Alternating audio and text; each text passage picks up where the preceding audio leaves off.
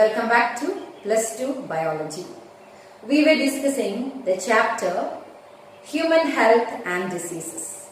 We have completed the first session of the chapter that deals with various diseases, infectious diseases, and I think you have studied all diseases and its major characters. And in the last class, we had a discussion on the immunity, active immunity, passive immunity, innate immunity, acquired immunity, then the vaccination procedure, allergic response, immune system of the body, and this type of topics. Okay, and our next session is dealing with two major diseases. One is AIDS and the other one is cancer. And today we can just discuss the topic AIDS. Okay, the disease AIDS. You know, the disease was first noticed in or discovered in 1981. Okay, from that time to this time, it led to the disease of millions of people. More than 25 million people died because of AIDS. Okay, you know what is the expansion of AIDS? It is expanded as acquired immunodeficiency syndrome. Let us discuss about the details of that expansion. The disease is an acquired disease. Okay, this disease is not a genetic disease or not an innate disease. This is the one which is acquired by a person. Okay, and immunodeficiency disease. The disease is immunodeficiency disease. That means as a result of the disease, the immune system of the patient is affected. He becomes immune deficient. So the immunodeficiency means that, and it results in number of symptoms. Syndrome means a group of symptoms. So this is what is the expansion means. AIDS means acquired immunodeficiency syndrome. That is an acquired disease, and this disease is leading to immune system deficiency, immune deficiency, and it is leading to a group of symptoms called syndrome. This is what the meaning of the AIDS. Okay, so it's a infectious disease, you know, and it is caused by human immunodeficiency virus. Keep in mind, it's not immunovirus, it is human immunodeficiency virus. So the AIDS is caused by human immunodeficiency virus. Okay, what type of virus it is? Why is very difficult to control this virus? Okay, this is a retrovirus. HIV is a retrovirus. Means its genetic material is RNA, which is highly mutating type, changing type. So HIV is a retrovirus with RNA as the genetic material. Then how is spreading? How AIDS is spreading from one person to other person. Otherwise, what are the possibilities for a person to get AIDS? Okay, you know HIV, this virus spreads through body fluids. Okay, from an infected person to healthy person, it is spreading through the body fluids. It affects the immune system, especially it affects the lymphocytes of the person. So what are the possibilities of getting AIDS? First of all, the AIDS can be transmitted from one person to other person through sexual contact. Okay, and that you are very familiar. Then second feature, it can be transmitted through contaminated blood and blood products. Okay, through when a person receives blood.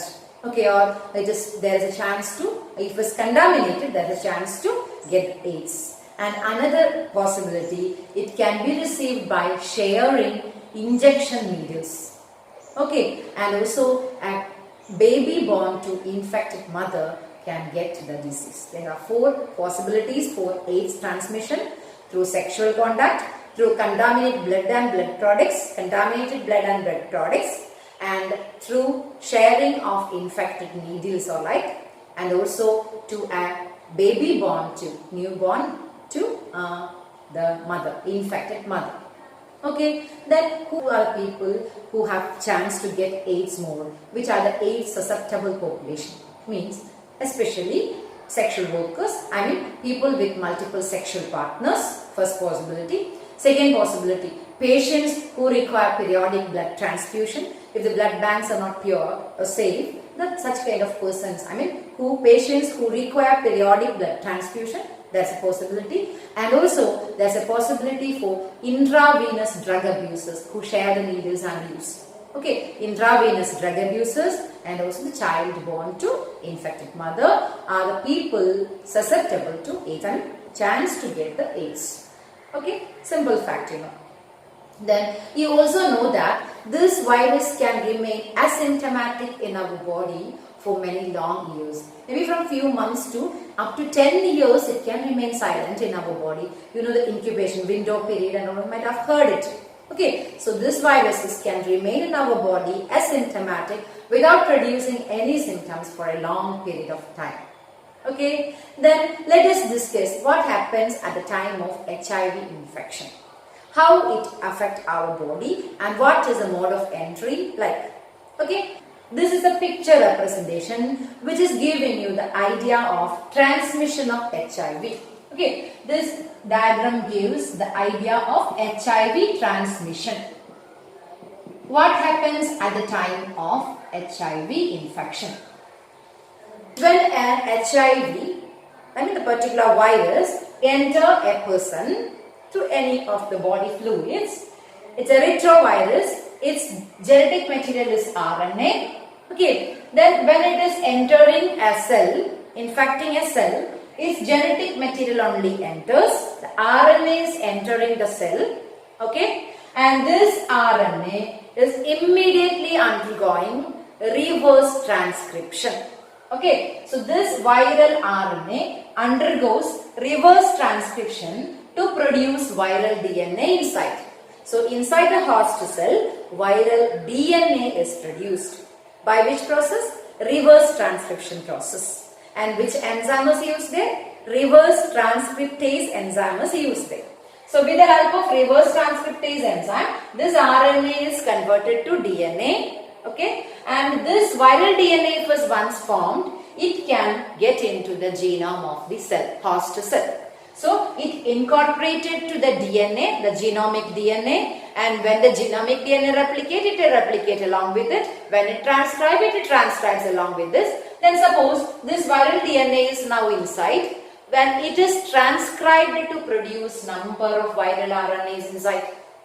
Okay, it can undergo transcription. After transcription, it produces what? Not human RNA, it produces viral RNA. Such way, number of viral RNAs can be produced inside, and this can be converted to the viruses by developing protein coat. It produces progeny viruses inside. See, like this way, this cell is acting as a factory of producing number of viruses. Okay, and the first cell attacked by our body, in our body is macrophage. Okay, and within the macrophage, number of viral particles are formed. So macrophages usually function as HIV factory in a patient's body. Okay, produce number of, after transcription it produce number of RNAs and the number of progeny viruses in time. And due course of time this will be getting more and more. So macrophages are the first target cells of this organism, HIV. Its RNA enters the cell and its RNA reversely transcribed to DNA. This DNA is incorporated to its genomic DNA. Along with genomic DNA, it transcribes. After the transcription of this particular DNA, it produces number of viral RNAs. These RNAs form virus particles. Then this can be released to other cells. Okay, here is the major problem. And from macrophages, these viruses are released to T lymphocytes. Next target is T lymphocyte. Okay, especially T helper cells. TH. T helper cells are attacked by the viruses, and this destroy the T cells tremendously. I mean continuously, and due course of time more and more T cells are destroyed, and the patient shows what? Deficiency of T cells. You know, T cells are very important, or T lymphocytes are very important for the immune system to function.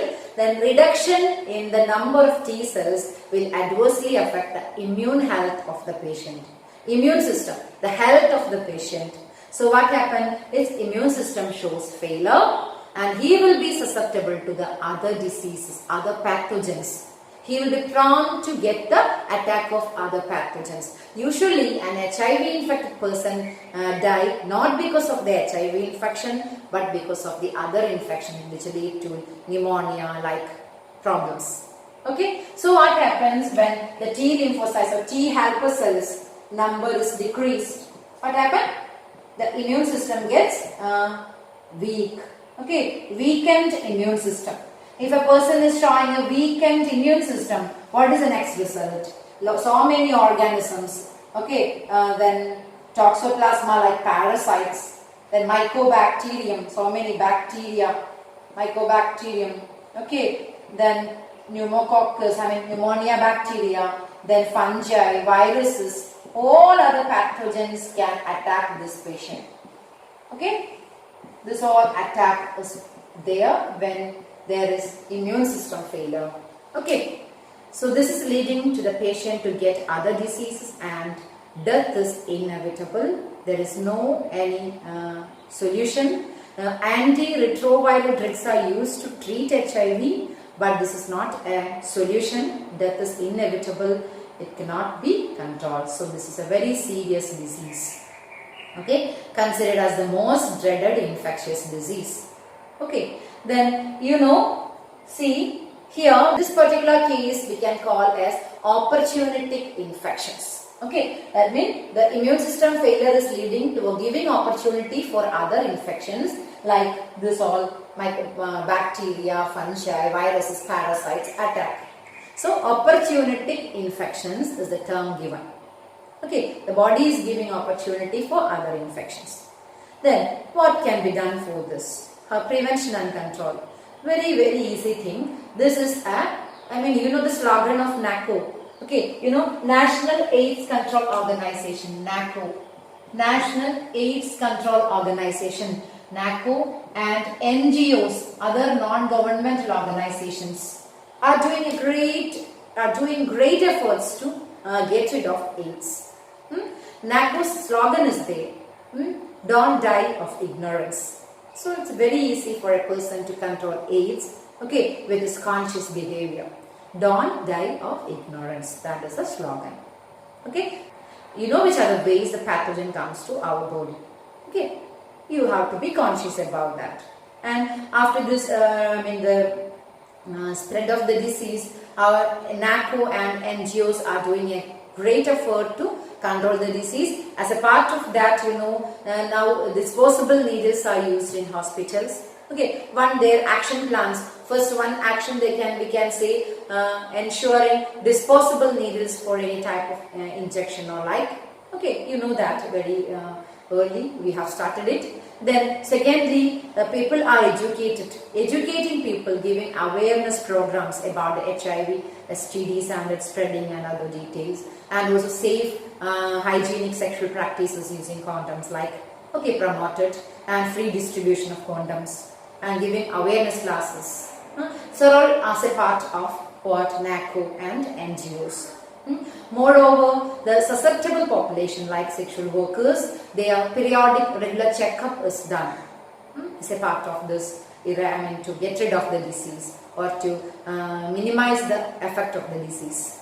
And very important thing, you know, okay, you heard the history of getting AIDS through blood banks in pure blood transfusion. So now it's very much ensured, okay, that blood banks, blood products are pure and not contaminated with HIV. Okay, so all the action plans they have done, it is done by NACO and NGOs in order to minimize HIV infection. Here, why we discuss this as a topic to you, AIDS, acquired immunodeficiency syndrome, HIV, human immunodeficiency virus infection. Why we discuss it here? Is it just to educate you to get rid of the disease? Not only for that, okay, one prime aim is that we should be aware of the disease and we should be aware of how it's transmitted and how can we protect ourselves. You know, we should know that. Moreover, the people, okay, the HIV patients should not be shunned in the society. That is also our prime role. Okay, one major side is usually the disease is mainly transmitted through sexual contact, you know, so the people are usually shunned in the society. These are not to be shunned in the society. We should offer our help and sympathy to them. The patient should be treated with sympathy and we should help them. Should not be shunned in the society. That is our prime role. Okay, keep it in mind. So how this is spread, how can we control this, and what should be our attitude to HIV infected persons. Okay, so that's what you want to study for about HIV or AIDS in connection with your plus 2 syllabus, and some more elaboration we do in the live session, and any doubts we will clarify in the live session. Thank you. We will wind up. Okay, thank you.